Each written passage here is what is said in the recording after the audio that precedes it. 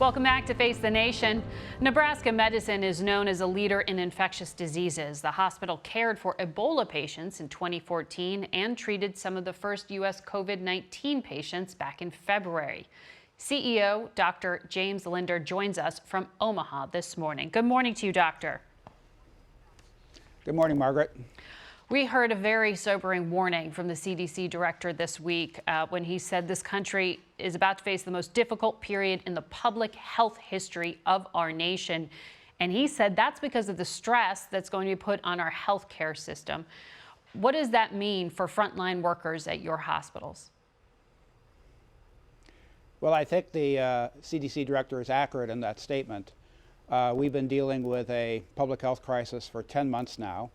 And our healthcare workers have been at the tip of the spear in battling the pandemic, in dealing with short supplies, and dealing with a patchwork of policies that could control the virus. I think if you look at the hospitals in America, many of them are at the breaking point. Some may have broken.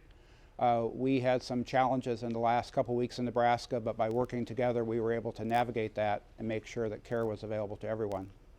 You know, a video from one of your nurses went viral last month, and in it she described the staffing shortages, and she described her own personal frustration that she can't just rush in and help a COVID patient. It takes time to have to put on the PPE required to even enter the room. What is it like? Can you describe what it is like to be a COVID patient right now?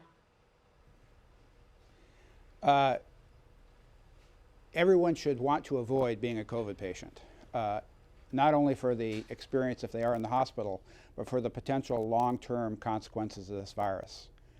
The staff has done a remarkable job in working together and using their personal protective equipment to minimize any risk of personal exposure. But it is a very challenging time. And you know, when we talk about hospitals and hospital beds, that's a very concrete number. But those hospitals and beds are not of any value unless you have the nurses, the physicians, the pharmacists, the technologists, the facilities people to deliver the care that makes people well. And those people really are stretched to the limit. I'm fully aware of this stress on the entire country and the entire world. But there's always a sense of security and peace in knowing that health care is available. But we are challenging that right now. We're challenging that just because of the sheer numbers overwhelming the system is what you're talking about. Can you say what that means practically speaking? Are we talking about doctors having to make decisions on who to treat and who not to help? I think that first we should realize that prior to the pandemic, many hospitals were running near capacity.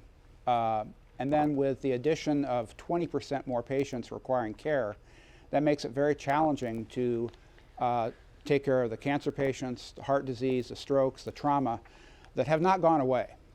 So healthcare providers are faced with the challenge of dealing with 80% of the patients that have those other conditions and 15, 20, 25% more, depending on geography, of patients who have COVID.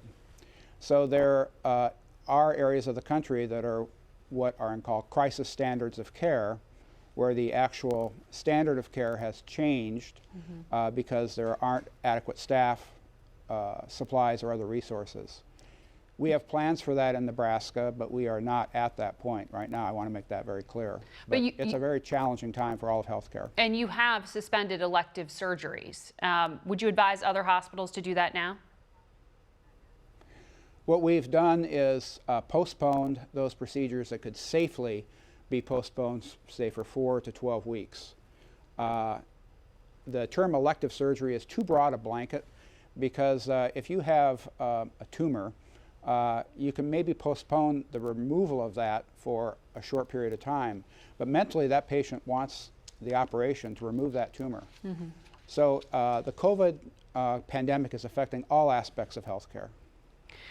Nebraska's governor said that he expects to get about 100,000 doses of the vaccine during the month of December.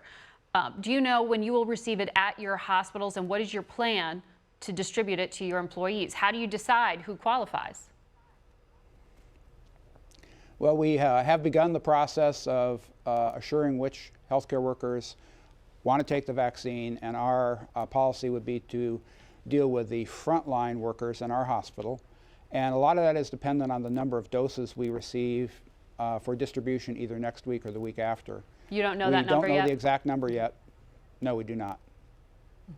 But how do you decide? And when you say you're asking if people are willing to take it, are a large number of your employees unwilling to take the vaccine?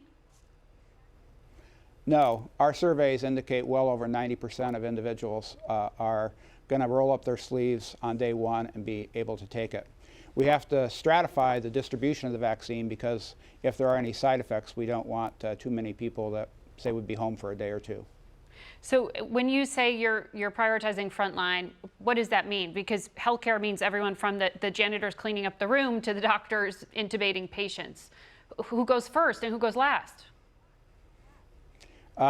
That's a wonderful question, Margaret. And we will be first dealing with the people who are in the room. So your nurses, your doctors, your patient care techs, your respiratory technicians, the environmental services people that have to turn rooms over. Those are the people that should first get the vaccine. We anticipate, though, that perhaps by the end of December, if the state does receive 100,000 doses, almost every healthcare provider in Nebraska and most of the individuals who are in long-term care environments can be vaccinated. But the supply chain of the virus, of the vaccine, is still not solid. So we just are preparing for delivering it to everyone, but we'll see what we get. We wish you good luck, Doctor. Thank you for your time this morning.